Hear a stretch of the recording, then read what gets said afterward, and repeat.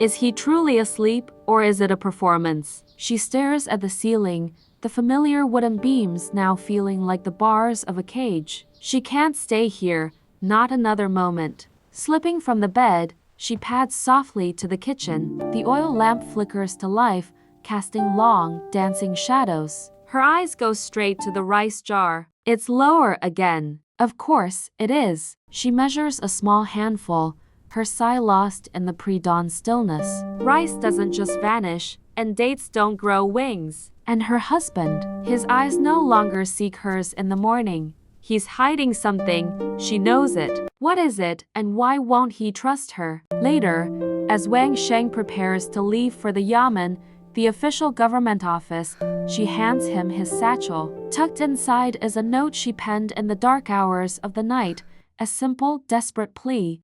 Come home early. We need to talk. He takes the bag without noticing. Husband, she says, her voice soft but firm, be careful today.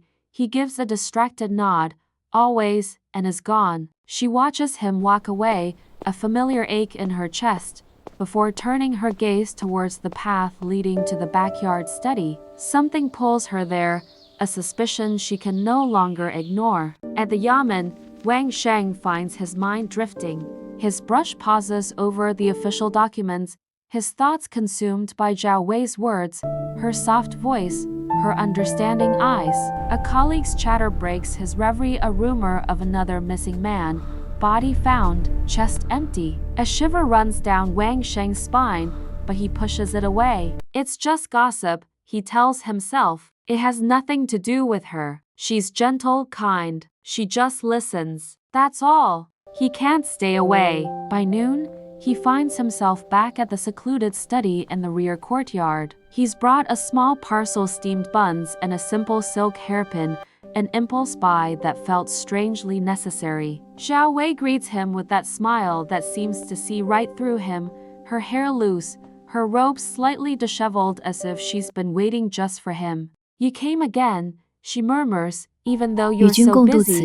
He sits close, the air charged between them. I couldn't stay away, he admits. She leans in, her voice a conspiratorial whisper. Your wife, does she know how heavy your heart is? She tries, he says quietly, but lately, we barely speak. Her hand rests on his sleeve, a feather-light touch that sends a jolt through him. Then let me carry some of it. Their hands linger. For a dizzying moment, his resolve crumbles, and he leans in, drawn to her like a moth to a flame. But guilt, sharp and sudden, cuts through the haze. He pulls back. I can't. This is wrong. Her eyes glisten with unshed tears. Is love wrong? She asks. He can't answer. Conflicted and ashamed, he stands and flees, leaving her question hanging in the air. Pei Rong walks through the bustling town streets, a single purpose guiding her steps. She pauses at a tea stall, and the snippets of conversation drift over. Two women gossiping. That new girl at the Wang household. So beautiful. I wonder if the wife minds.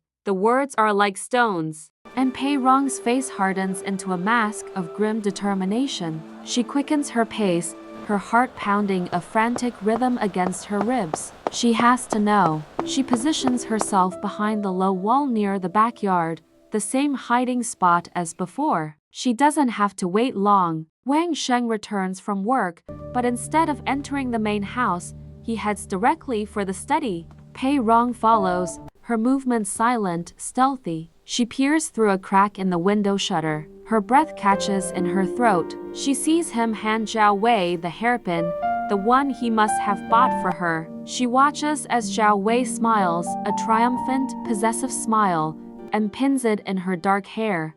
Then, Xiao Wei steps close, their faces inches apart, the intimacy a physical blow. A strangled gasp escapes Pei Rong's lips, and she claps a hand over her mouth. Tears blur her vision. She backs away unseen, her world collapsing around her. So, it's her, in their home, in their life. Betrayal has been living under her own roof. How long has she been so blind? That evening, the kitchen is a stage for a silent, terrible play. Wang Sheng returns late, and Pei Rong serves dinner, her movements stiff, robotic. They sit in suffocating silence. You were late again, she says, her voice chillingly calm. Yaman was busy, he lies. The lie hangs between them, thick and heavy. Pei Rong looks at him, her gaze unwavering. I went to the backyard today. I was looking for an old book. He freezes, his chopsticks hovering over his bowl. Did you find anything? He asks, his voice barely a whisper. She holds his gaze,